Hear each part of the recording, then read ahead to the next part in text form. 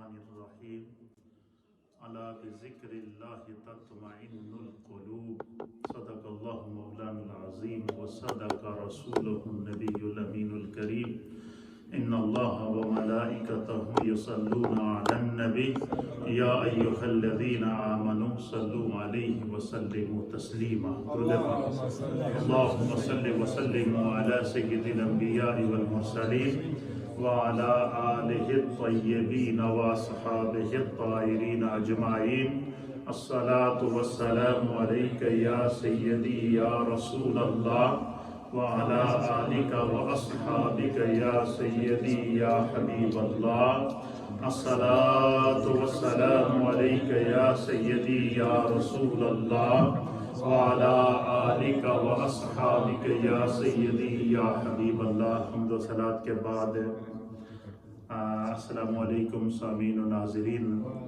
الحمدللہ کچھ نجی مصروفیات کی بنا پر پاکستان کا دورہ رہا اور ہمارے اور آپ کے درمیان کچھ تعطل رہا، لیکن چونکہ ہمارا جو مشن ہے اور ہماری جو نیت ہے وہ ہے اپنے دل اور اپنی روح اور اپنی زبانوں کو اللہ اور اس کے رسول کے ذکر سے تر رکھنا، تو عاشق رسول اور نبی پاک کے امتی اہل ایمان دنیا کے جس کونے اور جس حال میں بھی رہتے ہیں ان کی زبان ذکر خدا اور ذکر مصطفیٰ سے تر رہتی ہے۔ ایک دو حدیثیں آپ کی خدمت میں پیش کر کے ذکر اور پھر انشاءاللہ دعا کی طرف بڑھیں گے، اور ہماری انشاءاللہ یہ جو مجالس کا ایک تسلسل ہے، اس کی جو روحانیت ہے انشاءاللہ وہ ہمیں اس کے فیوزات بھی اللہ تعالیٰ اپنے کرم سے عطا فرما رہا ہے اور بے حساب عطا فرما رہا ہے۔ اللہ کے پیارے حبیب لبیب نبی رحمت جناب سید العالمین محمد الرسول اللہ صلی اللہ تعالیٰ علیہ وآلہ وسلم کی مجلس لگی تھی۔ صحابہ اکرام ہدایت کے ستارے میرے مصطفیٰ کریم کی مجلس میں بیٹھے تھے، تو اللہ کے حبیب علیہ السلام کی مجلس میں جب صحابہ بیٹھتے تو حضور علیہ السلام نے کچھ نہ کچھ تعلیم ارشاد فرماتے تھے، اور ہر مجلس مصطفیٰ سے صحابہ کچھ نہ کچھ سیکھ کر اٹھتے تھے۔ ہر مجلس مصطفیٰ سے صحابہ سیکھ کر اٹھتے تھے۔ تو صحابہ نبی پاک کی بارگاہ میں بیٹھے تھے تو حضور علیہ السلام نے صحابہ اکرام کو مخاطب کر کے ارشاد فرمایا لا تکثر الکلام بغیر ذکر اللہ۔ اللہ کے حبیب علیہ السلام نے صحابہ کو نصیحت کی اور بہت پیاری نصیحت کی۔ حضور نے فرمایا کہ اللہ کے ذکر کے بغیر زیادہ باتیں نہ کیا کرو۔ لا تکثر الکلام، زیادہ کلام کثرت سے نہ کیا کرو، اور بغیر ذکر اللہ، اللہ کے ذکر کے سوائے۔ پتہ چلا کہ فرمایا کہ جتنا بھی تم کلام کرو تمہاری اس کلام کے اندر خدا کا اور مصطفیٰ کا ذکر ضرور ہونا چاہیے۔ مثلا بندہ بات کرے تو سب سے پہلے کہے بسم اللہ الرحمن الرحیم، یا بات کہے تو درود پاک پڑھ لے، بات کرے تو نبی پاک پر درود و سلام پڑھ لے، اور پھر جو بھی گفتگو کرے اس میں اللہ اور اس کے رسول کا ذکر ضرور آئے، یا پھر ایسی گفتگو کرے کہ جو ثواب کا پیغام دے رہی ہو، گناہ سے بچا ہوا ہو انسان۔ اور یہ جو کثرت کلام ہوتا ہے، بعض لوگ ہوتے ہیں جن کو باتونی کہتے ہیں۔ کیا کہتے ہیں؟ اور وہ بغیر جو ہے وہ کسی مقصد کے گفتگو کرتے رہتے ہیں، بولتے رہتے ہیں۔ بعض وہ ہوتے ہیں جن کی عادت ہوتی ہے کہ لوگوں کو ہنسانا ہے بس، اور کچھ نہیں کرنا، اور بات کرنے کا مقصد ہی کوئی نہیں ہوتا۔ تو اللہ کے حبیب علیہ السلام نے فرمایا کہ پہلی بات تو یہ ہے کہ ایک روایت میں فرمایا گیا کہ من سمت نجا۔ حضور نے فرمایا کہ جوڑا چپ رہا اس نے نجات پا لی۔ کیوں؟ کہ بندہ جب چپ رہتا ہے تو وہ گناہوں سے بچا رہتا ہے، اور پھر فرمایا کہ جب بھی بندہ بولے تو کم از کم ایسا کلام کرے کہ وہ کلام گناہ کا کلام نہ ہو۔ اس لیے فرمایا کہ لا تکثر الکلام بغیر ذکر اللہ، کہ اللہ کے ذکر کے بغیر زیادہ نہ بولا کرو، کثرت سے کلام اللہ کے ذکر کے بغیر نہ کیا کرو۔ پھر حضور علیہ السلام نے آگے اس کی وجہ بیان فرمائی علت بیان فرمائی. علت کیا بیان فرمائی؟ فرمایا کہ فَإِنَّ كَثْرَةَ الْكَلَامِ بِغَيْرِ ذِكْرِ اللَّهِ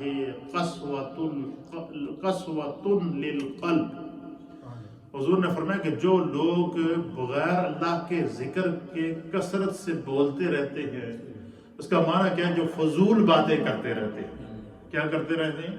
جو فضول باتیں کرتے رہتے ہیں، بے مقصد باتیں کرتے رہتے ہیں، جن باتوں کے اندر کسی قسم کی کوئی جو ہے وہ کسی کی اصلاح مقصود نہ ہو اور خواہ مخواہ کی گفتگو کرتے ہوں. حضور نے فرمایا کہ بغیر اللہ کے ذکر کے سے جو بندہ کثرت سے باتیں کرتا ہے، فرمایا وہ دوسرے کا ٹائم تو ضائع کرتا ہی کرتا ہے.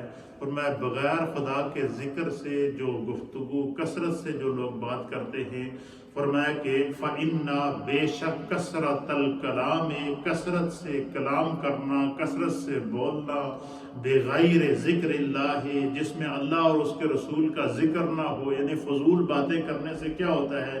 قسوۃ للقلب. فرمایا کہ اس طرح کرنے سے انسان کا دل سخت ہو جاتا ہے. دل کا سخت ہونے کا معنی کیا ہے؟ کہ انسان کا دل خیر سے محروم ہو جاتا ہے، انسان کے دل کے اندر سے تقوی کا نور ختم ہو جاتا ہے. اس لیے اللہ کے حبیب علیہ السلام نے ارشاد فرمایا کہ جب بھی گفتگو کرو تو ہماری گفتگو کے اندر کیا ہونا چاہیے؟ اللہ کا ذکر ضرور ہونا چاہیے. اور ایک روایت کے مطابق نبی علیہ السلام نے فرمایا کہ اپنی زبانوں کو اللہ کے ذکر سے تر رکھا کرو. کیا کیا کرو؟ تر رکھا. چلتے پھرتے اٹھتے بیٹھتے سفر میں حضر میں سبحان اللہ و بحمدہ سبحان اللہ العظیم، سبحان اللہ و بحمدہ سبحان اللہ العظیم، سبحان اللہ، الحمدللہ، لا الہ الا اللہ، واللہ اکبر، ولا حول ولا قوة الا باللہ العلی العظیم. اللہ کے حبیب علیہ السلام نے فرمایا کہ جو زبان اللہ کے ذکر سے تر رہتی ہے، خدا اس زبان کی حفاظت فرماتا ہے. اور فرمایا جس کی زبان کی حفاظت ہوتی ہے اس کے دل کی حفاظت ہوتی ہے، جس کے دل کی حفاظت ہوتی ہے اس کے اعمال کی حفاظت ہوتی ہے، اور جس کے اعمال کی حفاظت ہوتی ہے وہ خدا کا بھی محبوب بن جاتا ہے اور رسول اللہ کا بھی محبوب بن جاتا ہے. یہ جتنے بھی اولیاء اللہ گزرے ہیں، بڑے بڑے اکابر اولیاء کاملین گزرے ہیں، انہوں نے اتنے قرب کی منزلیں اسی وجہ سے حاصل کی ہے کہ انہوں نے بے مقصد بات نہیں کی ہے، بغیر مقصد سے بات نہیں کی ہے، کسی کو فضول غالب گلوچ نہیں کیا ہے، اپنی زبان کو اللہ کے ذکر سے ہمیشہ تر رکھا ہے.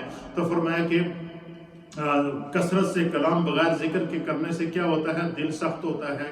وہ پھر آگے نبی پاک نے فرمایا کہ وَإِنَّ أَبْعَدَ النَّاسِ مِنَ اللَّهِ القلب القاسی. اللہ اکبر. فرمایا کہ جس کا دل سخت ہو جائے، کیا ہو جائے؟ اور جو بندہ فضول باتیں کرتا پھرے، جو بندہ جو ہے وہ بے مقصد باتیں کرتا پھرے، تو کیا ہوتا ہے؟ اللہ کے حبیب علیہ السلام کہ اللہ تعالیٰ سے سب سے زیادہ دور وہی شخص رہتا ہے کیا ہے؟ کہ جس کا دل سخت ہو. تو فرمایا کہ اگر بندہ یہ چاہے کہ اس کا دل نرم رہے اور اس کے دل کے اندر تقوی کا نور پیدا ہو، تو وہ اللہ تعالیٰ کے ذکر سے اپنی زبان کو کیا کرے؟ تر کرے. پھر اسی طریقے سے نبی علیہ السلام، جس طرح نبی علیہ السلام نے صحابہ اکرام کو تعلیم دی ہے، اسی طرح حضور علیہ السلام صحابیات کو بھی تعلیم دیتے تھے. خواتین جب حضور علیہ السلام کی مجلس میں آتی تو خواتین کو بھی حضور علیہ السلام جو ہے وہ ان کی تلقین فرمایا کرتے تھے، ان کی تعلیم فرمایا کرتے تھے. میرے سامنے حدیث پاک ہے، اس کو امام ترمذی نے نقل فرمایا ہے.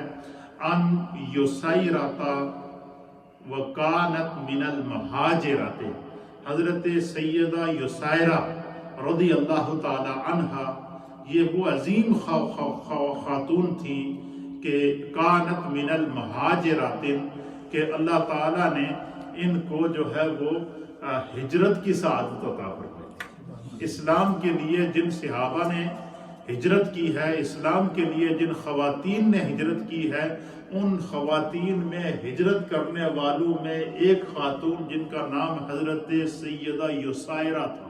کیا تھا نام تھا؟ یسائرہ ان کا نام تھا، اور یہ ہجرت کرنے والی خواتین میں سے تھی.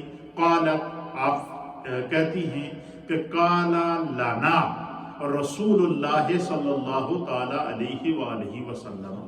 جتنی میری مائیں بہنیں اس وقت گھروں میں بیٹھ کر یہ ہمارا پروگرام سن رہی ہیں یا جو سوشل میڈیا کے ذریعے دیکھ رہی ہیں، یہ حدیث پاک تمام خواتین اسلام کے لیے نبی پاک کی طرف سے تحفہ ہے.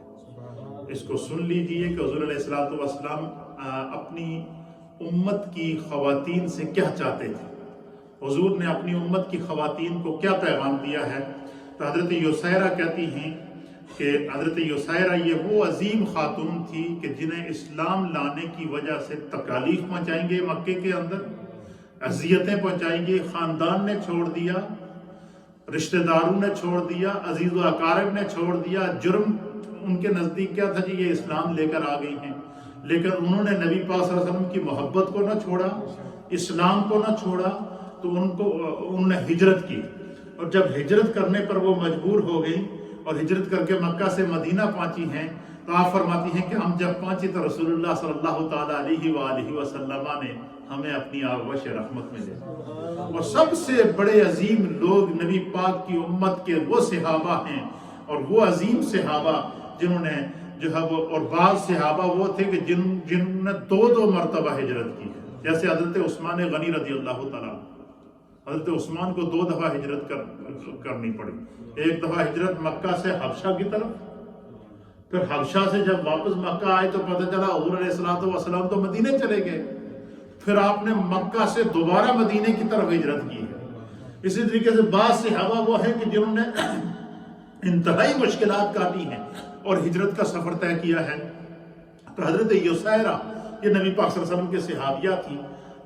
ان کو جو ہے وہ جب یہ نبی پاک پر ایمان لائیں تو ان کو جو ہے وہ مکے سے ہجرت کرنا پڑی، تکلیفیں ہوئی، خاندان نے چھوڑ دیا، عزیز و اقارب نے چھوڑ دیا، لیکن دین کی خاطر یہ ہجرت کرنے کے لیے نکل پڑی. آپ فرماتی ہیں کہ جب میں وہاں پہنچی تو مدینے کی خواتین کو حضور علیہ الصلوۃ والسلام کی پر ایمان لانے اور ہجرت کی برکت سے مدینے کی خواتین نے جس طرح انصار مدینہ نے مہاجرین صحابہ اکرام سے محبت کی ہے، اسی طرح انصار کی خواتین نے مدینے کی ماؤں اور مدینے کی بہنوں اور مدینے کی بچیوں نے مکہ سے ہجرت کر کے آنے والی خواتین کو بھی اپنے سر اور آنکھوں کے اوپر رکھا، ان کو اپنے گھر پیش کیے، ان کے رہنے کے لیے انتظامات کیے اور ان کی مصائب اور مشکلات کو جو محسوس کیا.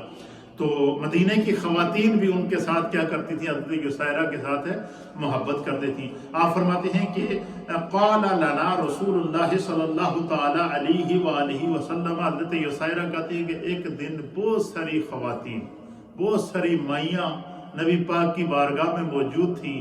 حضور علیہ السلام جس طرح صحابہ اکرام حضور کی بارگاہ میں بیٹھے ہوئے تھے، اس طرح حضور علیہ السلام ہفتے میں ایک دن خواتین کو دیتے تھے اور خواتین کو تبلیغ کرتے تھے، ان کو درس دیا کرتے تھے، ان کو دین کا پیغام دیا کرتے تھے، ان کو دین سکھایا کرتے تھے. حضرت یسیرہ کہتی ہیں کہ ایک دن بہت ساری مدینے کے اندر خواتین بیٹھی ہوئی تھیں اور میں بھی ان خواتین کے اندر تھیں.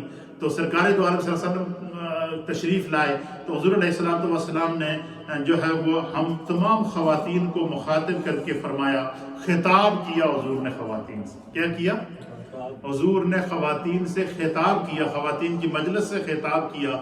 تو حضور علیہ السلام نے اس خطاب کے اندر خواتین کو چند نصیحتیں فرمائی، اور ان میں سے پہلی نصیحت کیا تھی؟ حضور علیہ السلام نے خواتین کو فرمایا کہ علیکن بالتسبیح والتحلیل والتقدیس.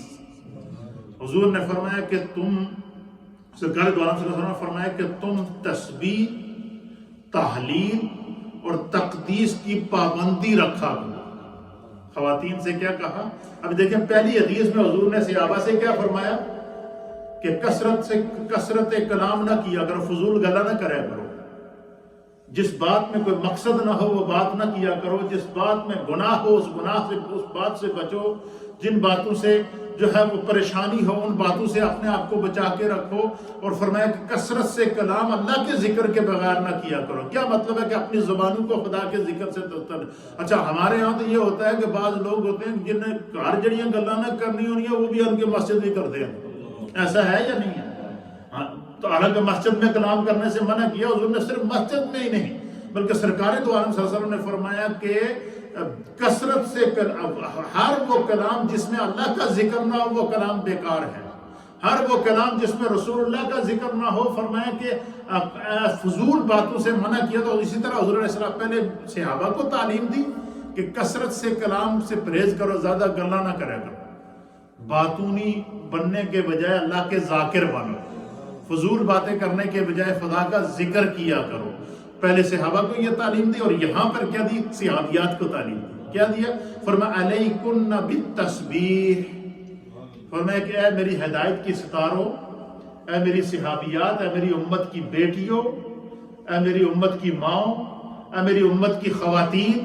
حضور علیہ السلام نے ان کو مخاطب کر کے کیا فرمایا کہ تم بجائے، اچھا عورتوں کی ہمیشہ یہ عادت ہوتی ہے کہ جب 2 4 5 عورتیں جمع ہو جائیں تو ان کی بات، جتنی عورتیں جمع ہوں گی اتنی باتیں زیادہ ہو جاتی ہیں، پھر باتوں میں اضافہ ہو جاتا ہے. نبی پاک صلی اللہ علیہ وسلم نے فرمایا کہ زیادہ باتیں کرنے کے بجائے خواتین سے کہا کہ جب تم جمع ہو جایا کرو یا گھر میں بیٹھی ہو تو کیا کرو، زیادہ باتیں کرنے کے بجائے، فضول گفتگو کرنے کے بجائے، دوسروں کی غیبت کرنے کے بجائے، دوسروں کی برائیاں بیان کرنے کے بجائے، دوسروں کے عیب بیان کرنے کے بجائے تم کیا کیا کرو. حضور نے اپنی امت کی خواتین کو کیا تعلیم دی؟ فرمایا علیکن بالتسبیح، زیادہ گلا کرنے تو بہتر ہے کہ تم سبحان اللہ سبحان اللہ سبحان اللہ سبحان اللہ کا ذکر کیا کرو. اپنی زبان کو اللہ کی تسبیح سے کیا کرو، تر رکھا کرو. والتحلیل اور جو ہے وہ والتقدیس، یہ سارے جو ہے وہ اللہ رب العالمین کی جو ہے وہ عطا کردہ جو ہے وہ تسبیح اور تحلیل اور تقدیس. تسبیح کہتے ہیں جو ہے وہ سبحان اللہ کہنے کو، اور تحلیل کا معنی ہے لا الہ الا اللہ کا کثرت سے ذکر کرنا. تحلیل کس کو کہتے ہیں؟ اللہ کا ذکر. لا الہ الا اللہ کو تحلیل کہتے ہیں، اور سبحان اللہ کو تسبیح کہتے ہیں. اور سرکار دو عالم صلی اللہ تعالیٰ علیہ وآلہ وسلم نے فرمایا کہ تقدیس، اللہ تعالیٰ کی پاکی بیان کرنے کو تقدیس کہتے ہیں. قدوس ان کا معنی ہے پاک، تو فرمایا کہ اللہ تعالیٰ کی پاکی بیان کیا کرو. اسی لیے علماء اور محدثین نے، صوفیاء نے لکھا ہے کہ جو بندہ، جس بندے کا دل سخت ہو گیا اور وہ چاہے کہ اس کا دل نرم ہو جائے، اس کے دل کے اندر نور پیدا ہو، اس کے دل کے اندر اس کے دل کی طرف خدا کی رحمت متوجہ ہو. اور اگر دیکھیں ہر بندے کو پتہ چل جاتا ہے میرا دل سخت ہو گیا ہے، جب بندے کو نیکی کا اثر نہ ہو، جب بندے کو گناہ کا اثر نہ ہو، جب بندے کو خیر اور شر کا اثر نہ ہو، تو اس وقت بندہ یہ سمجھے کہ اس کا دل سخت ہو گیا ہے. کیوں؟ کہ اس کا دل خیر قبول نہیں کر رہا ہے. تو حضور علیہ السلام نے فرمایا کہ جب بھی محسوس کرو کہ تم کیا کرو، تمہارا دل سخت ہو گیا ہے، جب کسی کو بھی محسوس ہو جائے، چاہے وہ مرد ہو یا عورت ہو، جب کسی کو یہ محسوس ہو کہ میرا دل سخت ہو گیا ہے، یا یہ محسوس ہو کہ میرا دل اللہ کی یاد سے غافل ہو رہا ہے، تو حضور نے کیا فرمایا؟ تقدیس کیا کرو. تقدیس کیا؟ اولیاء کاملین نے، صوفیاء اعظام نے لکھا ہے کہ تقدیس یہ ہے کہ بندہ نماز پڑھے، نماز پڑھنے کے بعد تسبیح ہاتھ میں لے، اور کم از کم ہر نماز کے بعد 101 مرتبہ یہ پڑھے یا قدوسو یا قدوسو یا قدوسو یا قدوسو یا قدوس. پہلے میرے ساتھ مل کر پڑھے بسم اللہ الرحمن الرحیم. اللہم یا قدوسو یا قدوسو یا قدوس. حضرت مجدد الفسانی رحمۃ اللہ علیہ فرماتے ہیں کہ جس شخص نے یا قدوسو یا قدوسو یا قدوسو کا وظیفہ کیا، خدا اس کے دل کو نرم بھی کر دے گا، اور اللہ اس کے دل کے اندر تقوی کا نور پیدا کرے گا. فرمایا کہ جب بھی محسوس کرو کہ میرا دل سخت ہو گیا ہے، اس کا علاج کسی ڈاکٹر کے پاس نہیں ہے. اس کا علاج یہ ہے کہ بندہ یا قدوسو یا قدوسو یا قدوسو یا قدوسو کا وظیفہ کرے. خدا دل کے اندر نرمی پیدا کرے گا، اللہ دل کے اندر محبت پیدا کرے گا، اللہ دل کے اندر تقوی کا نور پیدا کرے گا، اللہ دل کے اندر جو. تو نبی علیہ السلام نے خواتین سے کیا فرمایا کہ تم بجائے فضول باتیں کرنے کے اللہ کی تسبیح کثرت سے کیا کرو، بجائے فضول باتیں کرنے کے وقت تحلیل ہو اور اللہ کا ذکر کثرت سے کیا کرو. لا الہ الا اللہ، لا الہ الا اللہ، الا اللہ الا اللہ، لا الہ الا اللہ. فرمایا کہ تسبیح بیان کیا کرو، تحلیل اللہ کا ذکر بیان کیا کرو، کلمہ شریف کثرت سے پڑھا کرو، تقدیس اللہ تعالیٰ کی پاکی بیان کیا کرو. وقدنا بالاناملا، فرمایا کہ کوشش کرا کرو کہ اپنی ہاتھ کی انگلیوں سے جو ہے وہ حساب کر کے پڑھ لیا کرو. جیسے کیا مثلا اس دور میں تسبیحاں تو نہیں ہوتی نا، آج کل تو جناب الیکٹرانک تسبیحاں بھی آ گئی ہیں، ہاتھ میں پکڑو تو پتہ بٹن دباتے جاؤ اور پڑھتے جاؤ، ساتھ میں فگر بھی لکھا ہوا آئے گا. آتا ہے یا نہیں؟ کتنی سہولتیں ہو گئی ہیں. اس دور میں تسبیح کیا ہوتی تھی؟ یہ انگلیاں ہوتی تھیں. اناملا، حضور نے فرمایا کہ وقدنا اناملا، سرکار دو عالم صلی اللہ علیہ وسلم نے فرمایا کہ تسبیح، تحلیل اور تقدیس کی پابندی رکھو اور انگلیوں پر پڑھا کرو. کیا کیا کرو؟ یہ جو اکثر لوگ کہتے ہیں نا آپ تسبیح رولتے ہیں، تسبیح کہاں سے ثابت ہے؟ تو حضور علیہ السلام مدینے کی خواتین کو یہ بتا رہے ہیں کہ تسبیح کیا کرو، سبحان اللہ پڑھا کرو، تحلیل کیا کرو، اللہ کا ذکر کیا کرو، تقدیس کیا کرو، خدا کی پاکی بیان کیا کرو. وقدنا بالاناملا، فرمایا بالانامل کہ اپنی ہاتھ کی انگلیوں پر پڑھا کرو. فإنہن مسئولات، فرمایا قیامت کے دن توڑیاں انگلیاں بھی اللہ آگے جواب دے گی. اور ایک روایت کے مطابق فرمایا ہے کہ حضور نے فرمایا کہ قیامت کے دن اللہ تعالیٰ ہاتھ کی انگلیوں کو زبان دے گا. کیا دے گا؟ جس طرح انسان منہ سے بولتا ہے اس طرح انسان کی انگلیاں بولیں گی. پھر ایک روایت کے مطابق قیامت کے دن اللہ تعالیٰ انسان کے تمام اعضائے جسمانی کو زبان عطا فرمائے گا، اور انسان نے جسم کے جس عضو سے گناہ کیا ہوگا وہ عضو بولے گا کہ اس نے میرے ساتھ یہ گناہ کیا ہے، میں اس کی گواہی دیتا ہوں. اس لیے حضور علیہ السلام نے فرمایا کہ انگلیوں پر تسبیح پڑھا کرو، انگلیوں پر تحلیل پڑھا کرو، انگلیوں پر اللہ کی تقدیس بیان کیا کرو. فرمایا قیامت کے دن تمہاری انگلیاں تمہارے حق میں گواہی دیں گی اور ان سے درافت کیا جائے گا، اور جواب دینے کے لیے اللہ تعالیٰ ان کو بولنے کی قدرت عطا فرمائے گا.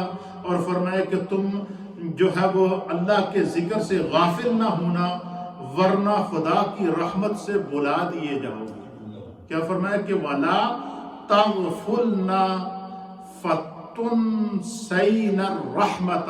حضور نے خواتین کو کیا فرمایا کہ اللہ، تم اگر خدا کا ذکر چھوڑ دو گے، خدا کی تسبیح چھوڑ دو گے اور اللہ کی یاد چھوڑ دو گے اور خدا کی عبادت چھوڑ دو گے، تو فرمایا جب تم نے خدا کو بلا دیا تو خدا کی رحمت بھی تمہیں بلا دے گی. خدا ہمیں اس برے وقت سے بچائے کہ اللہ کی رحمت ہم سے منہ پھیر لے. اس لیے ہم یہ جو ہر ہفتے مجلس سجاتے ہیں، محفل سجاتے ہیں، اس کا مقصد یہی ہوتا ہے کہ آج ہم نے صرف 2 حدیثیں سیکھی ہیں، دیکھیں کتنے علم میں اضافہ ہوا. تو اس لیے زیادہ بجائے اس کے زیادہ وقت لگانے کے ایک 2 حدیثیں ہم سیکھ کر اس پر عمل کریں. تو آج ہم نے کیا سیکھا ہے؟ حضور نے فرمایا کہ فضول گلا نہ کرو، فضول گلا نہ کرو. ہاں فرمایا کہ کثرت کلام جو کرتے ہو اس میں خدا کا ذکر ہونا چاہیے، دین کا پیغام ہونا چاہیے، دوسروں کی اصلاح ہونی چاہیے. آپ کی گفتگو غیبت سے پاک ہو، آپ کی گفتگو جو ہے وہ حسد سے پاک ہو، آپ کی گفتگو بغض سے پاک ہو، آپ کی گفتگو جو ہے وہ ہر طرح کی جو ہے وہ گناہ سے پاک ہو. فرمایا پھر وہ گفتگو عبادت بن جاتی ہے، پھر ہر کلمے کے بدلے خداوند قدوس نیکیاں عطا فرماتا ہے. تو یہ اللہ تعالیٰ ہمیں دین کو سمجھنے کی توفیق عطا فرمائے، اور فرمائے کہ اپنی زبانوں کو خدا کے ذکر سے تر رکھو. تھوڑا سا ذکر اور پھر انشاءاللہ دعا کی طرف پڑھتے ہیں. آج کی چونکہ خصوصی مجلس ہے، سرکار